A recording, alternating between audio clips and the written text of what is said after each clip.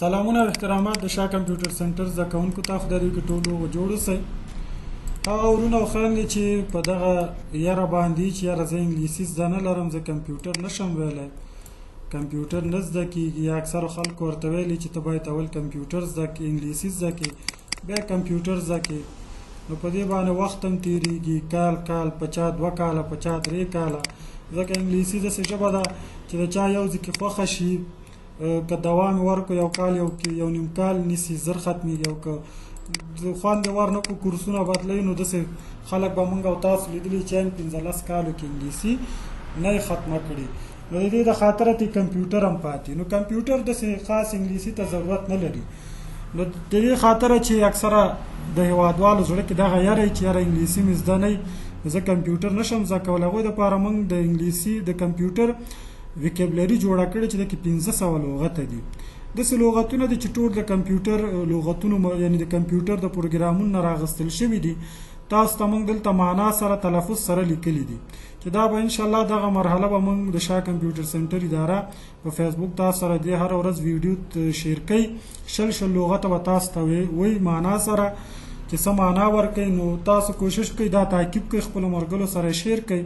دغه 1500 لغته چې تاسو زده کړئ، نو انشاءالله بغیر د کمیارې نه که هر ځای کې هستئ، دا یاره زړه کې مه لرئ چې یاره زما انګلیسي زده نه ده. همدغه لغتونه چې ستاسو زده یي، ستاسو کمپیوټر کولی شئ هر ځای کې د کمپیوټر کورس کې داخله وکړئ، که هغه په حضوري ډول وي، که په آنلاین ډول وي، او که چېرته د فلش د لارې. دې لغتونو ته به ښه متوجه اوسئ، ځان سره یې لیکئ، ځان سره یادوئ. اول لغت دی آن خپله روښانه کولو ته وایي. لکه مثال موږ او تاسو یو که نه کمپیوټر ولګو، سبا به څوک درته وایي آن د کمپیوټر روښانه که. دا آن لغت روښانه کولو دپاره استعمالي، که هغه د کمپیوټر وي، که د موبایل وي، که د ګروپ وي، که د یو بل څه وي. صحیح شو. آف څه معنا؟ بندول. لکه موږ درته وایو که آف که کمپیوټر، آف معنا بندول. درته وایي آف کا ګروپ، یا مثال په طور څه چې باندې مثال موبایل باندې، ګروپ باندې، کمپیوټر باندې.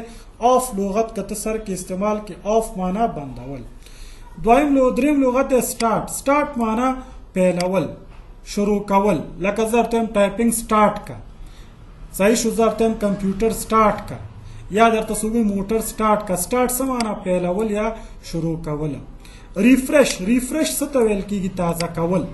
دا کمپیوټر کې یو لغت دی، لکه دلته تاسو په صفحه راسته کلیک کې، دا ریفرش، دا معنا تازه کول ورکوي.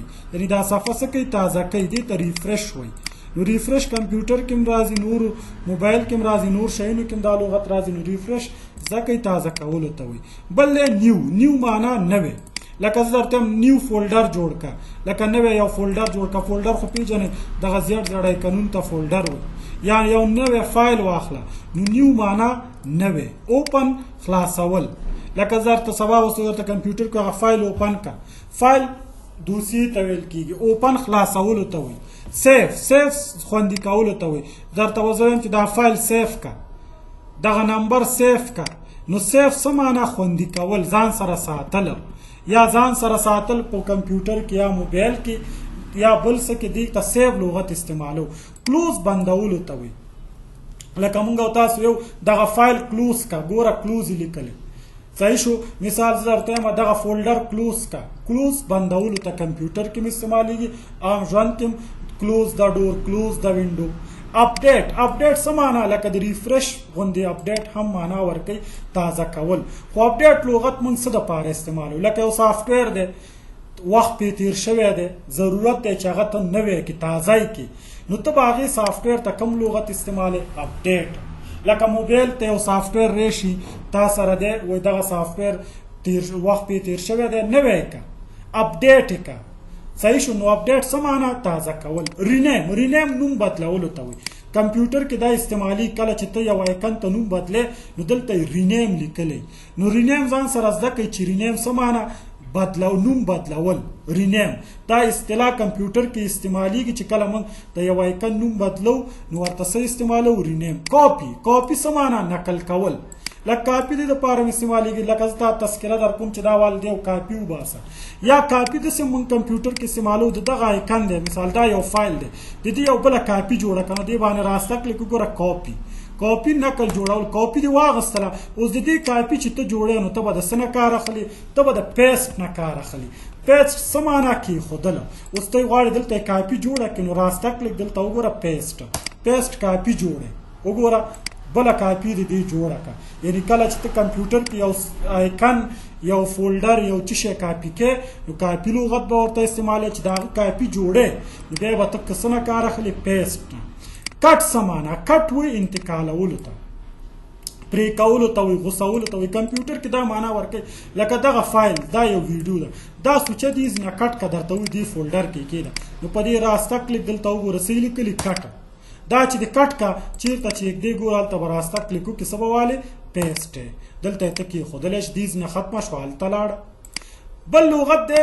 انډو د کمپیوټر کې یو لغت دی بېرته ګرځول معنا ورکوي چې شی انډو لکه اوس ګوره دا ما ډیلیټ کو زه غواړم چې نه دا باید زه واپس راولم نو راسته کلیک دلته وګوره انډو دی انډو یې که وګوره بېرته مې راوګرځو که نه یا د دې فایل ما نوم بدل کو نوم ډیټا نوم دی ما ورته نوم 1 2 3 ورکو ازوړ نوم یې زه راګرځوم نو رایټ کلیک انډو یې بېرته یې راګرځئ ریډیو څه معنا ریډیو دا معنا ورکوي ریډیو چې بیا کول یا بېرته ترسره کول اوس دا کار ما بېرته راوګرځو نوم یې 1 2 3 ما ورکو بېرته مې ډیټا کو زه ورته یم چې نه اما 1 2 3 نوم یې صحیح دی هغه خپل کوم عمل چې ما ترسره کو هغه نوی عمل زه بیا راوستل غواړم نو زه به څه نه کار الم ریډیو نه ګوره واپس یې نوم څه ته راغو 1 2 3 ته به راغلی یا ما دنه مخکې چې کوم عمل ترسره کړی لکه اوس دا ما ډیلیټ کو واپس یې زه راولم انډو زه یم چې نه دا ما ډیلیټ خو نو ګوره راسته کلیک چې شی ریډیو واپس به ختم شي بل شارټ کټ دی ګوره کمپیوټر کې داسې اپشنونه دي اپشن څه ته وایي لکه دا کوم کار چې ته کې لکه یو فایل اوپن کې دې ته اپشن وایي دا بندی کلوز دته اپشن وایي کمپیوټر کې داسې اپشنونه دي چې هم د کیبورډ په ذریعه کېږي هم د ماوس خو زیاتره د ماوس په ذریعه کېږي بیا اکثره د کیبورډ په لاره کېږي د کیبورډ د لارې چې کېږي هغه ته موږ کومه اصطلاح استعمالو شارټ کټ لنډه لاره کوم کار چې د کیبورډ د لارې ترسره کېږي هغه ته څه وایي شارټ کټ وایي امټي کمپیوټر کې څه معنا ورکوي عام اصطلاح کې معنا ورکوي خالی یا تش لکه درته ورته چې دا فولډر امټي دی تش دی امټي څه معنا ځان سره یې ولیکئ خالی یا تش ریسټور بیرته راګرځول لکه موبایل چې موږ او تاسو ریسټور کو کمپیوټر کې داسې ځایونو کې دا ریسټور لغت شته دی نو تاسو یې زده کوئ بیا راګرځول یا واپس کول ډیلیټ خو پوهېږئ ړنګول یا حذف کول لکه درته وایي دا ډیلیټ که سوچه یې پاک که دلته وګوره ډیلیټ بل موږ سره ریموو دی ریموو او ډیلیټ څه معنا ګوره ریموو ختمولو ته وایي لکه مثال په تور دلته وګوره ډیلیټ ته بیا کمپیوټر کې داسې ځایونو کې دا لغت به راغلی هلته به تا ته ریموو کول میسج راځي نو ریموو او ډیلیټ یو معنا ورکوي ریموو ړنګولو ته وایي حذف کولو ته وایي ډیلیټ هم همدې ته ویل وبخئ ډیلیټ ړنګول حذف کولو ته وایي صحیح شو او ریموو چې دی هم ختمول ړنګول یا حذف کول دا معنا هم ورکوي لکه دا مثال درته دا دغه لیکل دي نه ریموو که ختم که دا سټایل د دې نه ریموو ختمولو ته وایي ړنګولو ته وایي نو دغه شل لغته معنا سره زده کوئ همداسې به انشاءالله هره ورځ تاسو سره شل لغته د دې ویکیبلري شیر کېږي دا 1500 لغته چې تاسو زده کړئ انشاءالله تاسو به انګلیسي کې ډېر پرمختګ کوئ د کمپیوټر د لحاظه به تاسو کولی شئ هر ځای کمپیوټر چې شروع کوئ نو دا لغتونه به ستاسو دی کمپیوټر کې داسې نه چې دلته انګلیسي جملې تاسو ته لیکل شي کمپیوټر خپله یو سکل دی یو مهارت دی خو لږ تلفظ باید ته زده کړې چې دغه څه لیکل شوی ریفرش دغه څه لیکل شوی نیو اوس همدغسې لغتونه موږ تاسو ته په دې کتاب کې جوړ کړي 1500 لغته دي نو تاسو چې زده کړئ انشاءالله هر ځای کې کمپیوټر شروع کوئ هېڅ مشکل به پکې نه وي نو که ویډیو هم له خوښه شوي لایک یې کړئ خپلو ملګرو سره هم شیر کړئ نور ښه وخت دی پامان